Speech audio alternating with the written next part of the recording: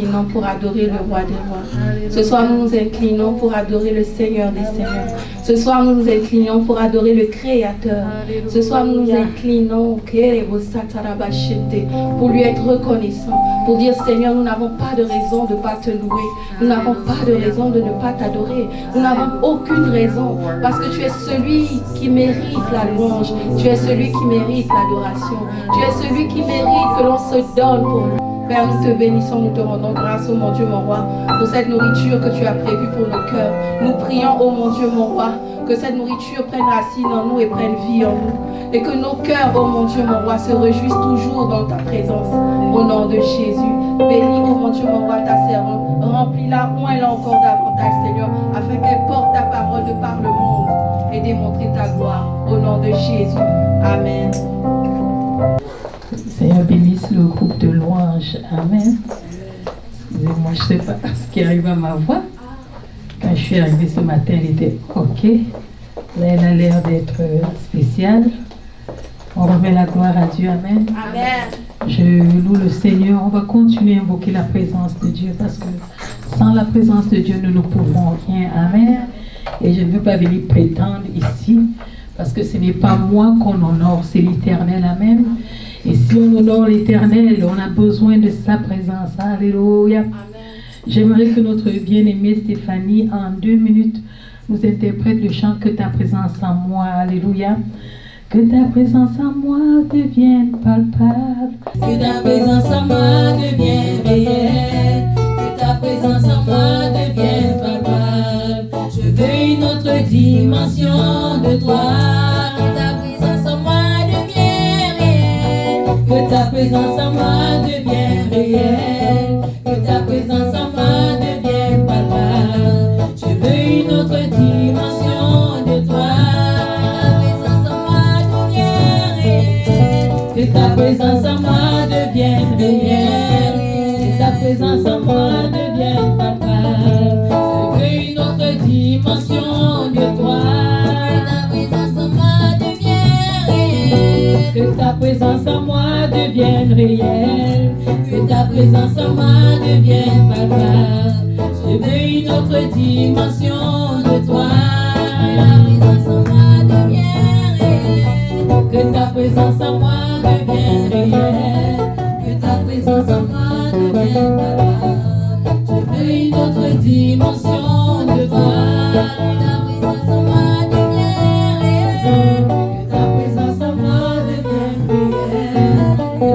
Que ta présence en moi devienne palpable. Je veux une autre dimension de toi. La dimension du toucher.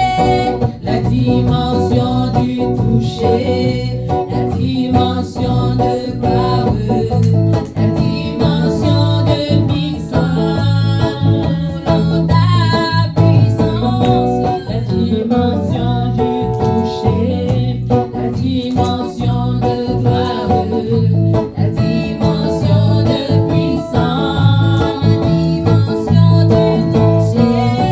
la dimension du toucher.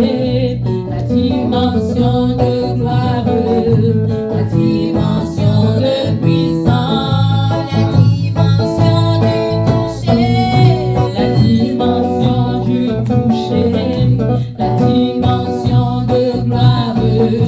La dimension de puissance,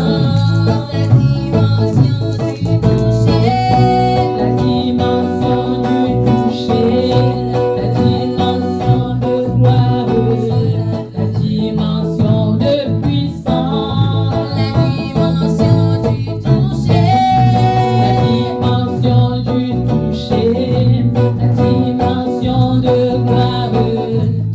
dimension de puissance, la dimension du toucher, la dimension du toucher, la dimension de gloire, la dimension de puissance, la dimension du toucher, la dimension du toucher, la dimension de gloire, la dimension de puissance, la dimension du toucher, la dimension du toucher, la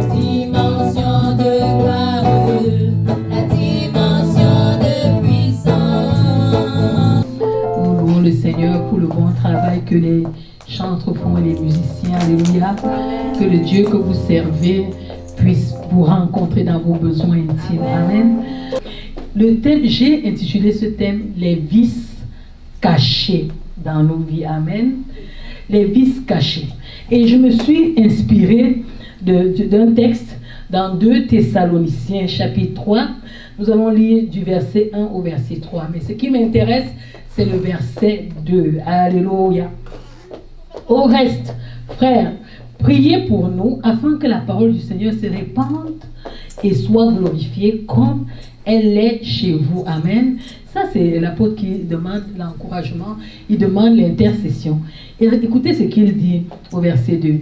Et afin que nous soyons délivrés des hommes méchants et pervers, car tous n'ont pas la foi. Amen. Verset 3. Le Seigneur est fidèle, il vous affermira et vous préservera du malin. Ce qui m'intéresse ici, c'est les hommes pervers. Et lorsque j'ai mis ces 2 termes à côte, le vice et pervers, je me suis rendu compte que c'est à peu près la même chose. Amen. Et quand je me suis rendu compte de ça, je me suis posé donc la question, qu'est-ce que c'est que le vice? Et pourquoi ici le Seigneur dit des vices cachés? Et comment Dieu voit-il les vices dans nos vies?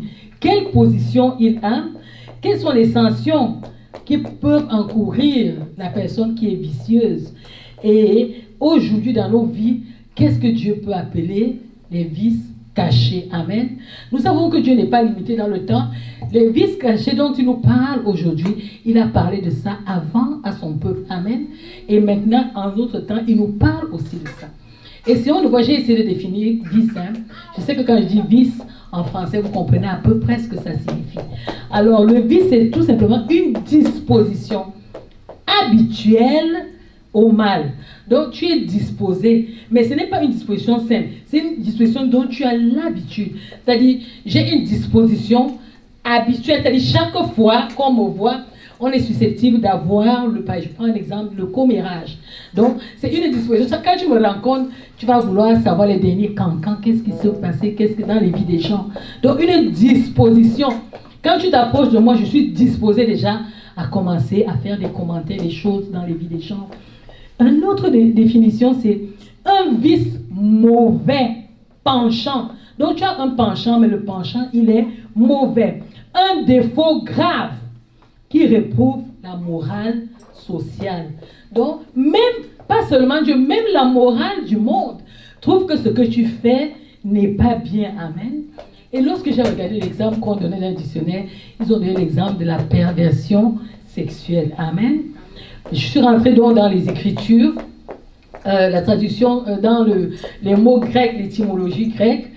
Il y a plusieurs étymologies. Ce que j'ai retenu, c'était atopos, qui signifie non à sa place. Tu es quelque part, mais tu n'es pas à la place qu'il faut. Amen. Non convenable. Donc, il y a la manière d'être qui est convenable, mais toi, tu n'es pas convenable. Malséant. Il y a mal et il y a séant. Donc, tu es malséant. Impropre. Donc, il y a propre et il y a impropre. Méchant. Il y a bon et il y a méchant. Injuste. Incommode. Nuisible. De travers. Mal. Déraisonnable. Voilà les définitions que le grec nous donne du mot vice. Allons-y un peu encore. Il y a une autre expression grecque qui m'a attirée, c'était scolios. Vous savez, il y a des gens qui ont la scoliose. La scoliose, c'est souvent le dos penché. Et ici, scolios dit tortueux, tordu, recourbé. Donc, tu es là, mais tu es recourbé. Spirituellement, on te voit, quand on te voit physiquement, on voit un bel homme, une belle femme, on dit un prince, une princesse, mais devant Dieu, tu es recourbé, tu es tordu, tu es tortueux. Amen. Alors, allons voir un peu plus en profondeur ces définitions. Pourquoi j'ai trouvé ça? Ok. Excusez-moi. On va prendre nos Bibles, alléluia, et nous allons lire.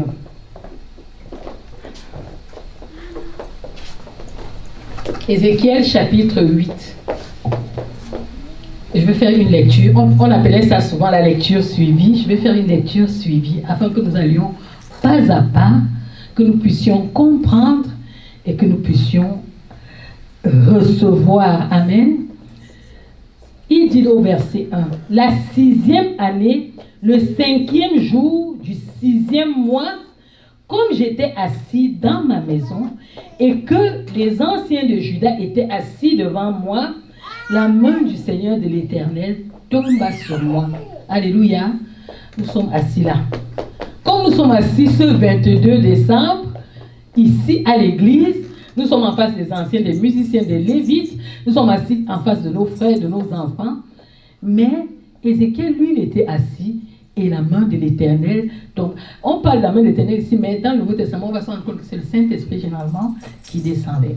Et quand la main de l'Éternel va tomber, quelque chose va se passer. Verset 2, suivez attentivement.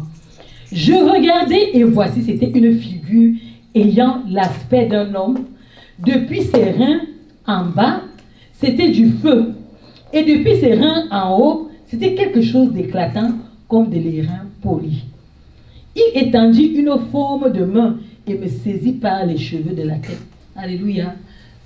J'aimerais pas vivre ça, amen. Mais Ézéchiel était fort, il a vécu ça. Alléluia. L'ange est venu le prendre et il l'a enlevé. Ça, je crois, c'était une créature divine. On ne précise pas laquelle. C'était Jésus, c'était qui. On sait seulement que l'ange l'a enlevé. L'esprit m'enleva entre la terre et le ciel.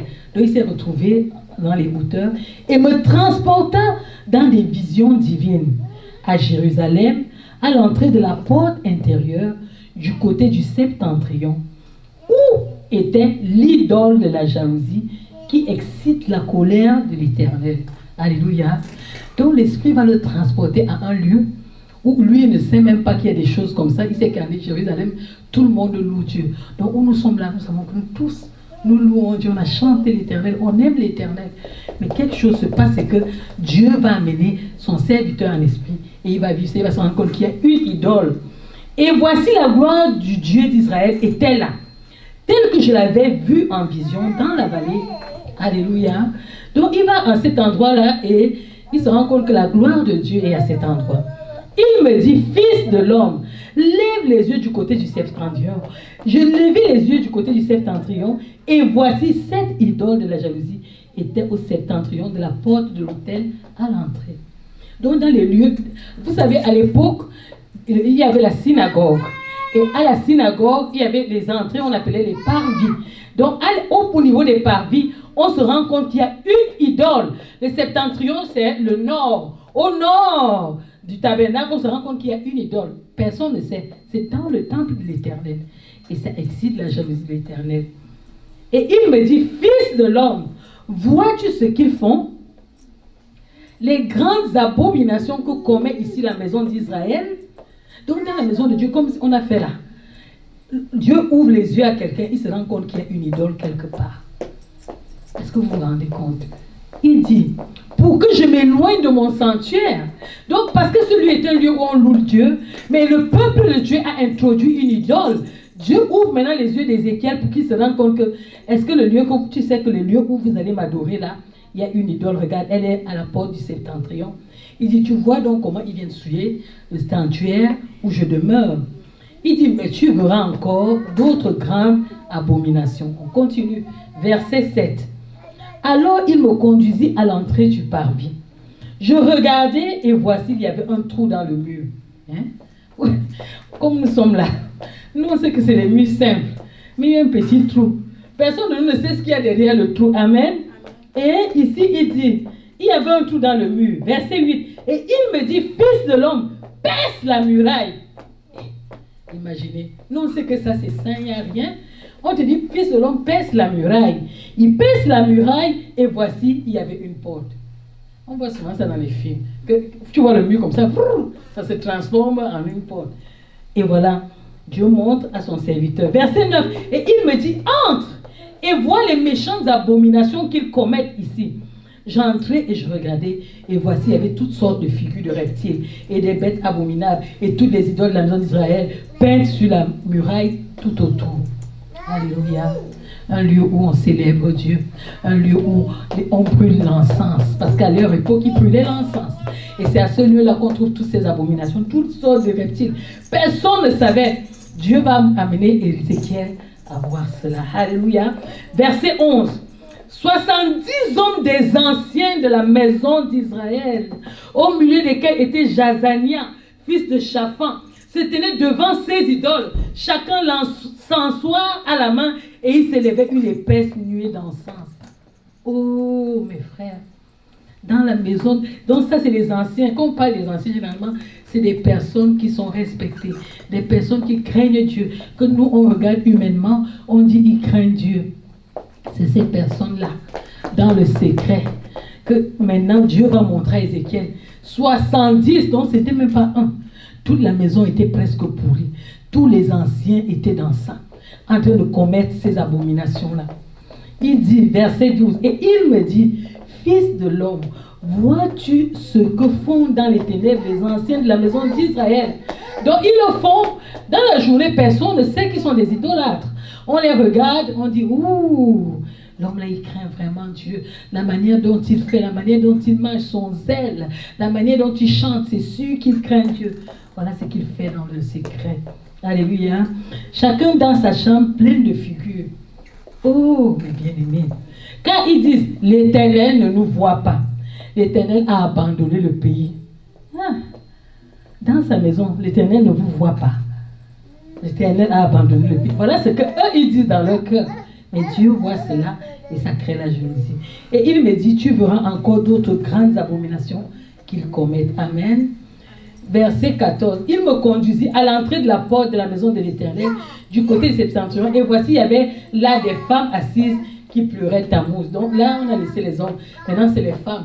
Un autre dieu étranger, Tammuz. Elles étaient assises, elles étaient en train de pleurer. Et il me dit, vois-tu, fils de l'homme, tu verras encore d'autres abominations plus grandes que celles-là. Verset 7. Il me conduisit dans les parvis intérieurs de la maison de l'Éternel. Et voici à l'entrée du temple de l'Éternel, entre le portique et l'autel, il y avait environ 25 hommes tournant le dos au temple de l'Éternel et le visage vers l'Orient, donc vers l'Est. Les autres adoraient vers le Nord, les autres adoraient vers l'Est. L'Orient, c'est l'Est, et ils se prosternaient à l'Orient devant le soleil. Il y a des gens qui adorent le soleil. Ici, là, il dit que les autres adoraient. Alléluia. Verset 17, on continue. Il me dit, vois-tu, fils de l'homme, est-ce trop peu pour la maison de Juda de commettre les abominations qu'ils commettent ici? Faut-il encore qu'ils remplissent le pays de violence et ne cessent de m'irriter? Voici, ils approchent le rameau de leur nez. Mais aussi, j'agirai avec fureur. Mon œil sera sans pitié et je n'aurai point de miséricorde quand ils crieront à haute voix à mes oreilles. Je ne les écouterai point. Amen. Qu'est-ce qui irrite Dieu dans ta vie? Vous savez, quand le Seigneur m'a donné ce message, il a commencé à me montrer la vie des gens. Alléluia.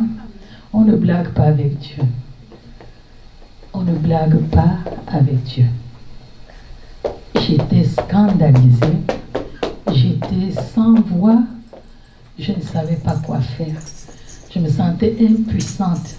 Je disais, Seigneur, je ne sais pas comment même me tenir. Mais pourquoi tu me donnes ce genre de message? Il dit, c'est parce que ma grâce est encore étendue. C'est parce que je veux faire quelque chose de nouveau avec vous.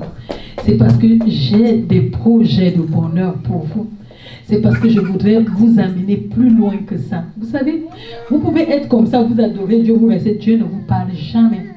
Parce que vous êtes abominable. Personne ne sait, nous sommes comme nous sommes là. Personne ne connaît personne. Chacun fait sa vie comme il veut. J'ai commencé à poser des questions. Moi, je ne m'arrête pas quand je suis devant Dieu. Il a commencé à me révéler. Dieu a commencé à me révéler la vie. Tel, voilà ce qu'il fait. Tel, voilà ce qu'il fait. Tel, voilà ce qu'il fait. Tel, voilà ce qu'il fait. Mes frères, on doit se repentir et changer. Le péché est là. Le péché, c'est autre chose. Mais les vices cachés, les choses que nous faisons quand on ne nous voit pas. Je vais vous donner quelques définitions qu'on peut donner aux vices et vous allez peut-être mieux comprendre ce que je suis en train de vous dire. On a dit tout à l'heure que c'était des dispositions habituelles à faire ce qui est mal. Amen. C'est quelque chose qui est mauvais au niveau de la morale. Amen. La manière de se conduire qui est culturellement grave. Amen. Le dérèglement dans la conduite. Alléluia. Par rapport à la morale. Voilà quelques exemples qu'on donne. La débauche, le dévergondage, le libertinage, la luxure, aller vers le vice, rentrer dans le vice. Il m'a donné un autre exemple, c'était la prostitution. Des penchants irrépressibles pour quelque chose que la religion repouve. Il y a des tares dans nos vies, des choses honteuses, des choses odieuses. Il dit, il y a le vice de l'âme, dont ton âme est souillée. Il y a le vice dans le cœur, ton cœur est tortueux. Il y a les vices dans l'esprit. Non, même dans vos esprits, ils peuvent avoir des vices. Alléluia. Il dit des habitudes, des pratiques sexuelles réprouvées par la morale. Vous savez, lorsqu'on parle de pratiques sexuelles réprouvées, il y en a plusieurs, vous les connaissez. Je ne voudrais pas venir me mettre ici pour commencer à énumérer des choses, pour donner gloire à des choses insalubres. Amen. Il dit qu'il y a ça, des vices inavouables, infâmes, qui tiennent, il insistait par rapport à la sexualité. Des choses que nous faisons dans notre sexualité qui est abominable à l'Éternel. Il y avait la masturbation, il y avait l'adultère, des vices contre nature que nous faisons et qui sont abominables à l'Éternel. Et que l'Éternel montre afin que nous puissions nous repentir. Amen. Ces choses-là sont dans nos vies. Des habitudes morbides, des habitudes qui peuvent te conduire à la mort. Des sujets de servitude qui peuvent même avoir des effets nuisibles à ta santé grave. L'ivrognerie, la drogue, les penchants excessifs, les mauvaises habitudes. Il dit, les choses que nous lisons, les choses dans lesquelles nous travaillons. C'est-à-dire, quand j'étais aux choses où nous lisons, je dis, mais Seigneur, attends, on lit quand même la Bible. Et là, il me montre que non, vos téléphones sont souillés avec des choses infâmes. Vos ordinateurs sont souillés avec des choses infâmes. Nous connaissons ce que nous faisons dans le secret, où il n'y a personne. Il m'a montré sur le plan culturel. C'est-à-dire, on sort d'une certaine culture où les gens ont l'habitude de faire certaines choses. Je vais prendre un exemple. Il y a des cultures où les gens sont orgueilleux. C'est-à-dire, ils te parlent avec orgueil. Tu vois, même dans leur famille, quand ils parlent à leur femme, ils sont orgueilleux. Ils ont une certaine... Leur ego, tu vois sa taille ici, mais son orgueil est plus grand que sa taille. Il y a des cultures où les gens sont escrocs. Il y a des cultures où les gens sont voleurs. Il y a des cultures où les gens sont volages. Ils vont de femme en femme, de femme en femme. Il y a des cultures où les gens sont rusés. Ils te prennent avec la langue rusée. Il y a des cultures où les gens boivent l'alcool. Les vices dans nos vies. Les goûts, les habitudes que nous avons qui ne glorifient pas le Seigneur. Je les ai écrits ici, mais je n'ai même pas la force de lire ça. Amen. Des choses que personne de nous ne voit. Quand on nous regarde, on ne voit pas ça, mais c'est là, ce penchant à faire le mal, cette habitude, on aime ça, on chérit ça, c'est caché en nous. On vit ça chaque fois, on cajole ça, comme les enfants d'Israël. Ils viennent à l'église, mais ils ont cette conduite cachée-là, qu'ils pratiquent. Alléluia. Et Dieu dit qu'il veut nous guérir. Alléluia. Il parle de ces choses parce qu'il veut nous guérir. Je ne suis pas entrée dans tout. J'ai du mal à citer ces choses-là. Il faut citer. Mais nous les connaissons dans nos pratiques, nous les connaissons dans nos habitudes. Amen. Et aujourd'hui, Dieu veut faire quelque chose de magnifique dans ta vie. J'ai une bonne nouvelle pour toi. Dieu t'aime. Amen. Et je pense que si tu es ici, ce n'est pas pour rien. Je pense que Dieu a un plan dans ta vie. Amen. Je pense que 2021 est une année où Dieu veut se glorifier dans ta vie, où Dieu veut t'amener à un autre niveau, où Dieu veut te faire vivre la foi comme tu ne l'as jamais vécu, où Dieu veut te faire vivre une consécration. Peut-être tu ne connais pas ce que c'est. Avant que vous ne soyez là, on a eu, c'était un mois d'intercession où on priait pour la consécration à Dieu. C'est des choses dans lesquelles lorsque nous traversons, Dieu nous épure, il nous émonde, il enlève des choses dans nos vies. Je peux poser une question qui peut me venir à l'esprit comme ça. Combien d'entre vous, cette semaine, ont pris, je peux dire chaque jour, 1 heure de temps devant Dieu, priant, cherchant la face de Dieu? Je ne vous dis pas de me répondre, mais vous connaissez la réponse. Combien d'entre vous sont allés devant Dieu, ne pas se préparer seulement pour la chorale. Allez dire, je veux louer l'Éternel ce matin. J'élève un cantique à la gloire de celui-là qui m'a sauvé. Je veux glorifier le nom de celui-là qui m'aime. Parce que la meilleure façon de chanter, c'est quand tu chantes devant Dieu. Tu chantes devant celui-là qui t'a créé et qui agrée ta louange. Parce que sachez que la louange, Dieu l'agrée. On ne chante pas juste pour chanter. On chante des louanges à Dieu et Dieu agrée la louange. Mais combien d'entre vous, pendant toute la semaine qui s'est déroulée, ont pris 1 heure, 30 minutes, 15 minutes, sont allés devant Dieu, ont dit Seigneur, alléluia, je te dédie cette louange, je te dédie cette adoration parce que tu mérites, alléluia, pas pour un homme. Ce n'est pas une question d'avoir une belle voix, c'est une question que ton cœur a soif de Dieu, a soif de se rapprocher de Dieu et tu dis je laisse tout. 15 minutes pour toi, Jésus. Je te loue parce que tu es bon. Je te loue parce que tu es grand. Je te loue parce que tu m'as créé. Je te loue parce que tu m'aimes. Je te loue pour la protection. Je te loue pour ma santé. Je te loue pour mes enfants. Qui a fait ça? Qui est allé devant Dieu, seul dans l'intimité, et a pris le temps de faire des choses aussi magnifiques avec Dieu? C'est à ça que Dieu nous ramène. À cette relation où ce n'est pas vu par les hommes, où ce n'est pas apprécié, où maman Monique ne donne pas le tempo, où tu vas devant Dieu et Dieu t'écoute, alléluia. Sache que quand tu vas devant Dieu, tu n'es pas souvent seul. Hein? Dieu n'est pas seul dans tous les cas. Il est souvent là, il y a souvent des myriades d'anges, alléluia. Tu crois que tu es seul. Peut-être que tu croyais que tu étais seul. Aujourd'hui, j'ai une bonne nouvelle pour toi. Sache que partout où tu pars, il y a, d'abord déjà tu as un ange, parce qu'il y a chaque ange qui attirera chacun d'entre nous. Donc tout ce que tu fais, l'ange là est là. Imagine-toi les abominations que tu fais, l'ange là t'accompagne. Tu souilles l'ange qui est chargé de te garder. C'est lui qui intervient avant que tu ne commences à prier tout. Parfois il intervient pour te protéger, pour faire, mais tu le rentres dans n'importe quoi. Mes bien-aimés, Dieu a besoin de te rencontrer. La relation avec Dieu n'est pas une relation éloignée. La relation avec Dieu est une relation d'amitié. Une relation où on vit chaque jour la bonté, les merveilles, où on cause avec Dieu, où on converse avec Dieu, où on vit des choses magnifiques. J'avais dit qu'on va commencer à avoir des témoignages. Mais si je pose la question, qui a un témoignage ce dimanche? Qui peut nous dire ce qu'il a vécu avec Dieu? Ce n'est pas forcément qu'il a fait un miracle assis ou ça. Ça peut aussi être, ce matin, je priais. Le Seigneur m'a montré ceci. Vous savez, pendant que j'étais en train de méditer, entre minuit et 6 heures, à un moment donné, quand je ne faisais que résister à la voix de l'Éternel, il a ouvert mes yeux. J'ai vu une femme qu'on était sur le point de sacrifier. J'ai crié à l'Éternel. Il me dit, si tu es incapable d'aller dire à mon peuple ce que je dis, c'est comme ça que tu voudrais qu'il termine.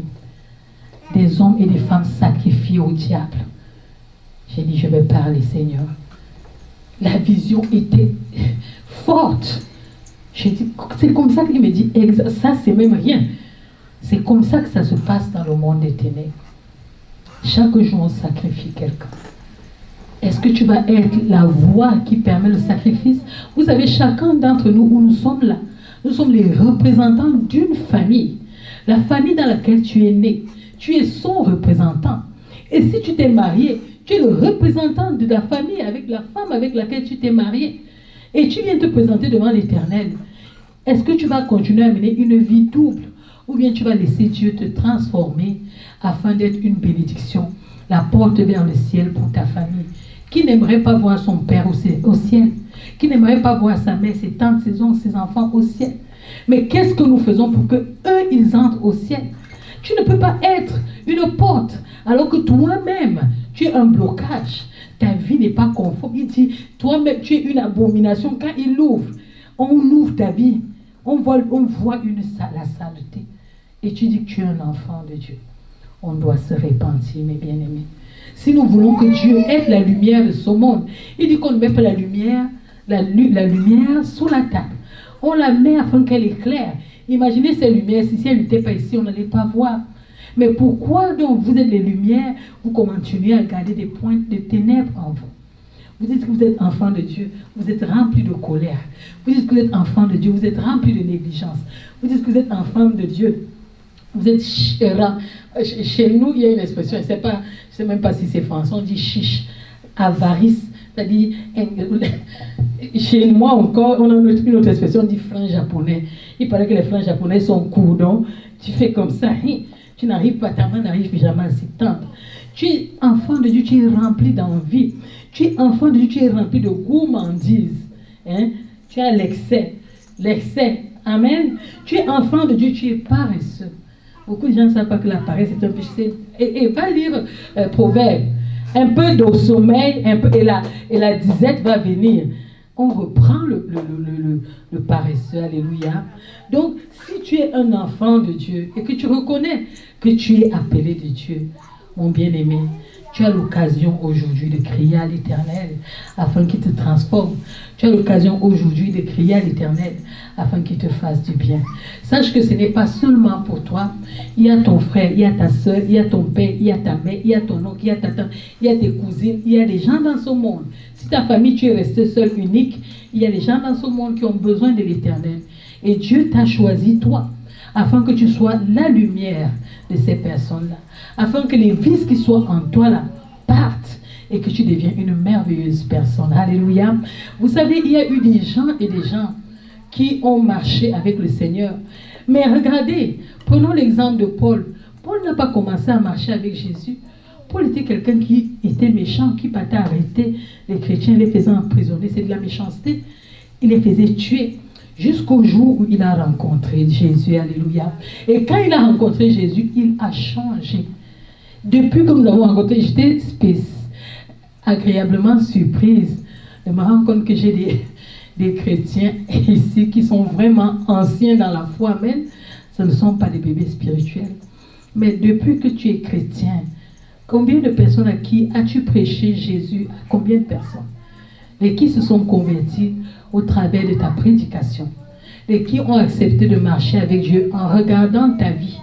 Est-ce que tu es cette personne-là? Quand on te regarde, vous savez, la meilleure façon, si tu veux me connaître, ne viens pas poser les questions chez moi. Va poser les questions à mon mari, amen. Il va te dire qui je suis, parce que tu peux me voir sauter ici, mais lui, il connaît, il vit avec moi à la maison. Il peut te dire qu'elle saute là, mais voilà comment elle est grâce à sa vraie conduite. Alléluia. Nous devons changer, mes bien-aimés. Nous devons nous tourner vers l'Éternel. Nous devons revenir à Dieu. Nous devons accepter de marcher avec Dieu. Nous devons accepter d'abandonner notre mauvaise conduite, nos mauvaises façons de faire pour laisser Dieu se glorifier dans nos vies. Alléluia. C'est Dieu seul qui te tend la main ce soir. Est-ce que tu vas accepter cette main? Est-ce que tu vas dire, Seigneur, me voici. Aie pitié de moi, transforme-moi. Ou bien tu vas continuer à marcher comme tu veux. Tu vas continuer à jouer les doubles jeux. Je vous assure, quand j'ai dit oui au Seigneur de parler de ce message, j'ai perdu ma paix. En ce sens que j'ai commencé moi-même à prier. J'ai commencé moi-même à crier à Dieu. J'ai dit, Seigneur, peut-être que je te servais, mais là j'ai vraiment, vraiment besoin de toi. J'ai vraiment, vraiment besoin de marcher avec toi. J'ai vraiment, vraiment besoin de te voir manifester. J'ai dit à mon mari, j'ai fait quelque chose hier. J'ai mis l'adoration. Ça fait longtemps que je mettais plus l'adoration. J'écoutais souvent de temps en temps les louanges. Alors j'ai découvert, il y avait l'adoration sur piano, 4 heures de temps. Et oui, instrumental, merci. J'ai allumé ça au salon. J'allais me coucher dans la chambre. Je voulais commencer, parce que parfois la nuit, les dimanches comme ça, je dors dans l'adoration. Je voulais mettre le casque. Non, j'ai senti dans mon esprit que non. Laisse cette mélodie couler, écoute-la. Et je ne pouvais plus rien faire. Et la mélodie coulait. À un moment donné, j'ai entendu un grand bruit. Boum! Je me suis levée, je suis venue à mon mari, qu'est-ce qui ne va pas? Il me dit, peut-être c'est aux toilettes. Je dis, qu'est-ce qui peut tomber aux toilettes où toutes les choses sont stables? J'entre aux toilettes, je vois qu'il y a quelque chose qui est tombé. Écoute, je n'ai pas fait attention. Mais je veux tout simplement te dire que la présence de Dieu, quand tu commences à te disposer à l'Éternel, il y a des choses que tu n'auras pas besoin de prier pour ça. L'Éternel même va venir. Il y a des combats où il dit, tu garderas le silence et l'Éternel combattra pour toi.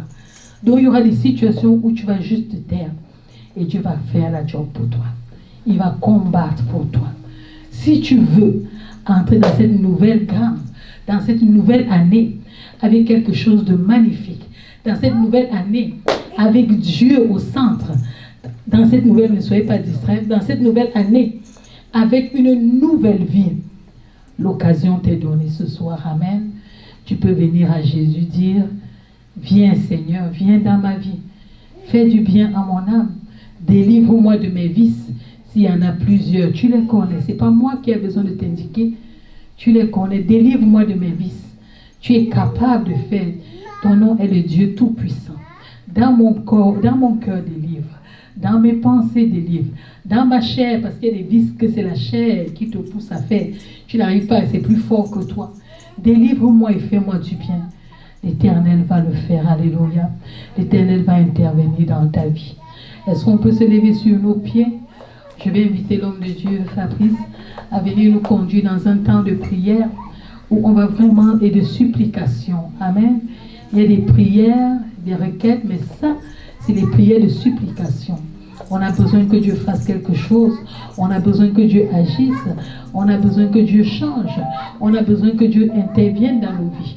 2021, chacun d'entre nous doit devenir un témoignage vivant où Dieu vient se manifester, où Dieu vient toucher, où Dieu vient transformer, où Dieu vient éclairer. Amen, amen, amen. Que l'Éternel des armées soit glorifié pour cette belle parole que nous avons reçue aujourd'hui. La Bible nous dit qu'on doit résister au diable et il fuira. Lorsque tu n'es pas là pour résister à l'ennemi, tu laisses une porte d'entrée dans ta vie. L'ennemi va demeurer en toi en créant des choses mauvaises dans ta vie. Et cela va devenir comme une habitude pour toi. Mais tu oublies que l'Éternel des armées est là dans ta vie pour restaurer des choses dans ta vie.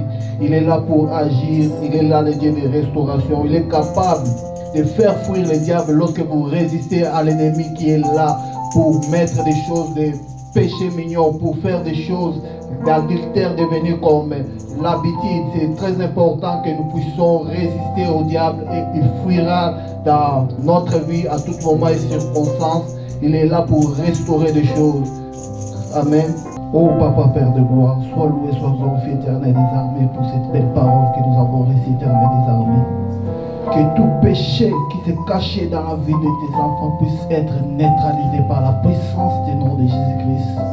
Loin encore plus ta servante, Éternel des armées, Dieu Tout-Puissant, à partager plus encore la parole, Éternel des armées, à travers les mystères de la révélation de ta parole aujourd'hui dans la vie de chacun de nous. Au nom puissant de Jésus-Christ,